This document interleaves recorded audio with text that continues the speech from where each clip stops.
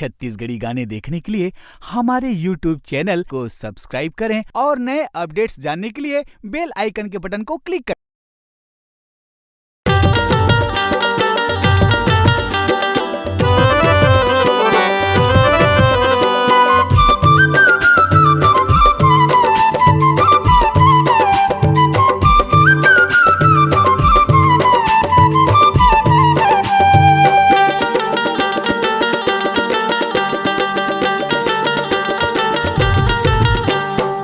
गोरी के खोपा में दौना के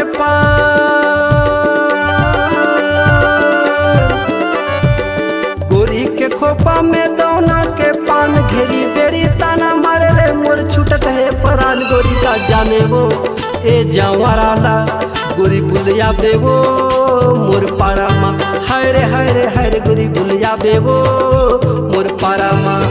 गोरी के खोपा में दौना के पान गोरी के खोपा में दौना के पान फेरी बेरी ताना मारे मोर छूटत है परान गोरी का जाने वो ए जवाराला गोरी घूमिया बेवो मोर पारामा हाय रे गोरी घूमिया बेवो मोर पारामा।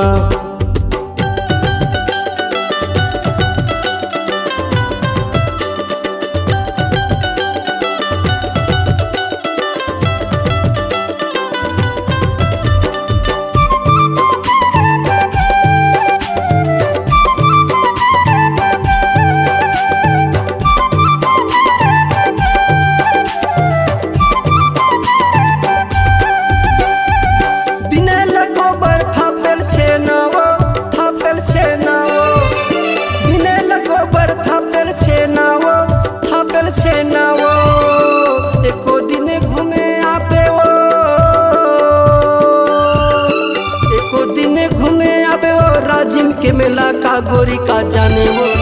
ए जवाराला गोरी बुलिया बेवो मोर पारामा हाय रे गोरी बुलिया बेवो मोर पारामा।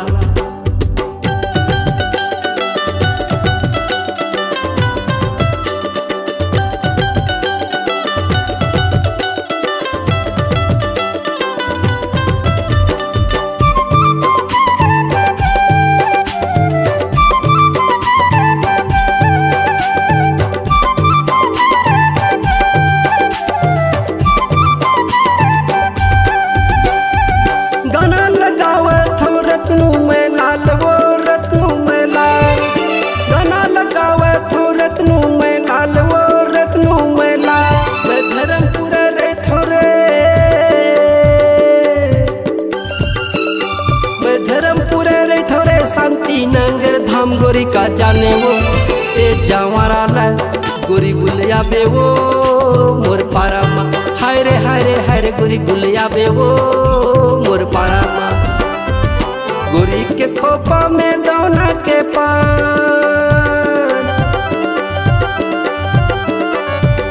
गोरी के खोपा में दौना के पान घेरी बेरी ताना मारे रे मोर छूटत है परान गोरी का जाने वो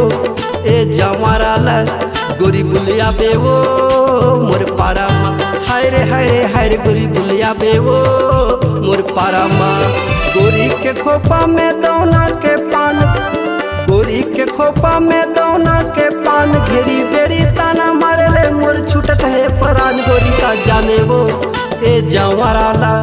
गोरी बुलिया बेवो मोर पारामा हाय रे गोरी बुलिया बेवो मोर पारामा हाय रे गोरी बुलिया बेवो मोर पारामा तुरी बुलिया बेवो मोर पारामा